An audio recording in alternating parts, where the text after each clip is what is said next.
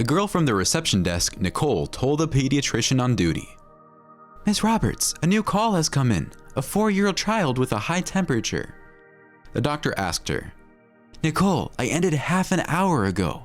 I'll just finish the cards and go home, and you can find someone else."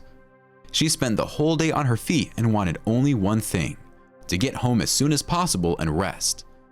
10 minutes later, Nicole again came to Mrs. Roberts. "Sorry, there is no one else. Mrs. Helms had twisted her leg, and therefore she can't go and asks you to replace her. I called the rest. They are on calls and will not be able to come there." And the girl looked imploringly at the doctor. The woman only sighed in response. "Okay, Nicole, say the name and address." The girl was delighted. "Thank you. Now I will write out a form for a call and bring it to you." After which she ran away. She soon returned. "I told Jack to take you where you need to go. Get ready." On the way, Mrs. Roberts unfolded the completed form and began to study it in surprise. She thought to herself, "John David Roberts, amazing name match." She was married to David Roberts for more than 10 years, but they never had children. They silently arrived at the indicated address, and the doctor climbed the stairs to the second floor. She was met by a young man whose face for some reason seemed familiar to Mrs. Roberts. The woman led her down the corridor to the children's room. A pale, dark-haired boy was lying in bed. Mrs. Roberts smiled. "Hello, Paul. How are you?" Then she turned to the boy's mother. "What is he complaining about?" The woman said, as she watched the door listen to the child. "He has been coughing for the second day, and today the temperature jumped sharply to 38.5. Mrs. Roberts carefully felt the patient. "I need to look at his throat." She asked the woman. "The lymph nodes are slightly enlarged. Can you bring a clean tablespoon?" She replied, "Now." Then she called someone. "Darling, can you bring me a clean tablespoon? Paul needs to see her throat." Literally a few seconds later, a man in a kitchen apron entered and handed a spoon to Mrs. Roberts. The doctor froze in place, meeting his eyes. Her own husband, David Roberts, looked at her in complete confusion, who yesterday told her that he was leaving today on a business trip for 3 days. Mrs. Roberts shuddered in surprise, took a spoon and carefully examined the child, explaining to her parents what they needed to do. The doctor said in a perfectly calm voice, "I'm going to give him a prescription now. If the temperature doesn't drop in the next 2 days, he will have to take injections. Be sure to drink plenty of warm water and ventilate the room more often. It's very stuffy here." She sat down at the table, quickly wrote out a prescription for medicines, said goodbye and left. As soon as the woman crossed the threshold of her apartment, her husband began to call her. Mrs. Roberts dropped the call all the time. She sat in complete prostration, remembering the past evening. How so? Could it be that her husband David had lied to her so calmly all these years? She really wanted children, but for some reason she didn't succeed. So the problem was in her, since her husband had a child with another woman. David himself arrived the next morning. He lowered his guilty head when he saw his wife's impassive face. Then he looked at her. "Julia, I've long wanted to tell you."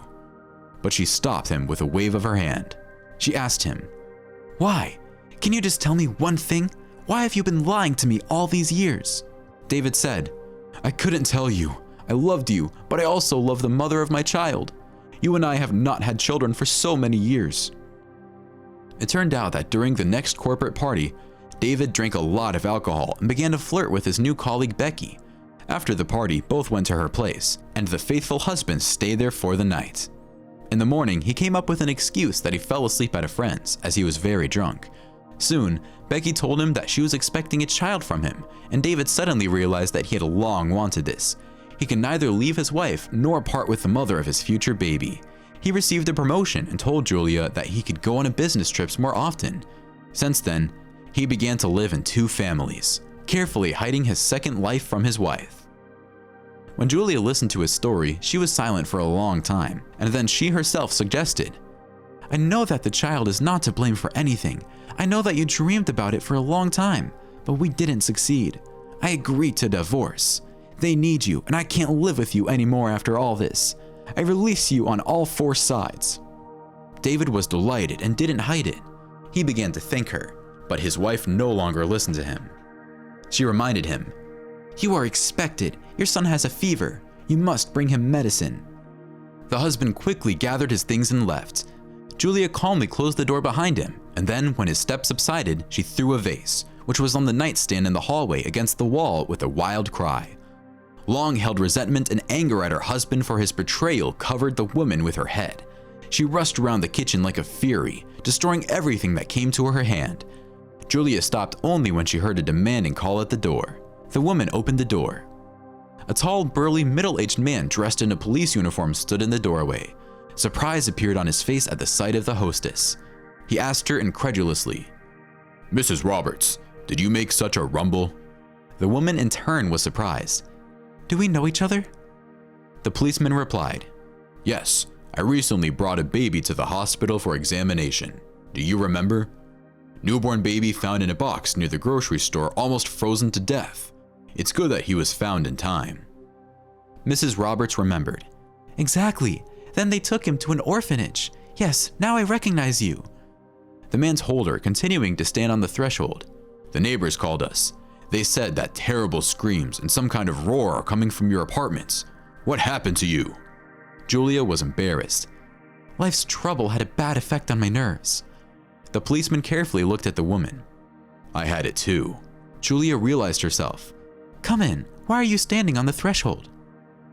The man entered and immediately saw the broken vase.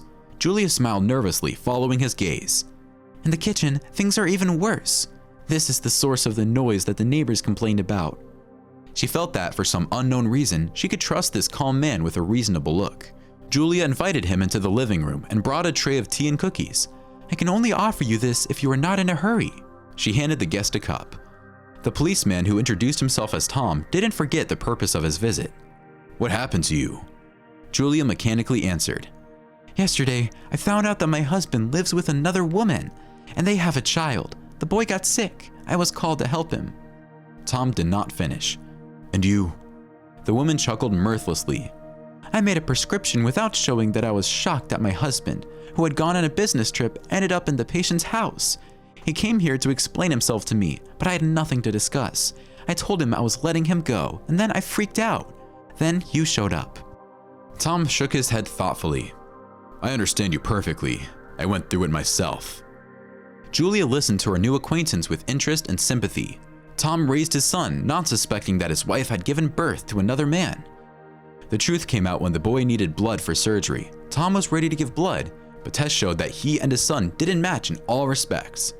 The wife eventually admitted that the father is another man. The man divorced her, and she left for another city, taking the boy with her. Since then, Tom has not heard anything about them. For the past 3 years, the servant of the law has been in the status of a divorced, which is not particularly burdensome. They talked for almost 2 hours. Julia jumped up in surprise when Nicole from the reception called her. "Good morning, Mrs. Roberts. The boss is nervous. We have a meeting in 30 minutes, and you're still not here. What happened to you?" "Oh my God, I completely forgot. I'm on my way." Julia, in a panic, began to get ready for work. She explained to Tom's surprised look. "I should be at work in half an hour, but instead, I arranged a morning here with heartbreaking stories. I'll be late, and the boss will kill me today." The policeman suggested to her, getting up from his car, "I can give you a ride." They jumped into the car and drove off. Tom turned on the flasher. Julia showed up at the hospital 5 minutes before the meeting. After work, Tom, dressed in civilian clothes, met Julia. He smiled affably. "I want to offer you my help in eliminating the consequences of the morning's debacle." Julia was embarrassed. "I completely forgot. I'm in such a mess. You'd better not see it." However, Tom did not listen to her, opening the door to the car. "Mrs. Roberts, I live alone, and my picture is worse even without such excess." When they put the apartment in order and Tom threw out the trash, he invited Julia to have dinner at a small cafe on the embankment. There was something insanely attractive about this man that made her forget her troubles. They chatted until dark, arguing and discussing, and also laughing to tears at some nonsense from films and jokes. A couple of months later, Julia signed a divorce document with an indifferent look. Tom called her the next day after that. "Do you want to visit someone?" Julia was surprised when Tom brought her to the orphanage and showed her a chubby baby who was studying toys with a concentrated look. "Admire, this is our found baby." Julia watched the child with a smile. "How he has grown." Tom and Julia began to visit the boy and play with him. Tom suggested after the next visit unexpectedly for the woman. I thought that he should be adopted. It's not the boy's fault that he was born to the wrong parents. Julia thought. Adopt, but it's not easy to do it alone. Tom excitingly said, That's what I'm talking about. We've both had misfortunes, so let's make it so that there is one more loving family. You and me and our baby. Will you marry me?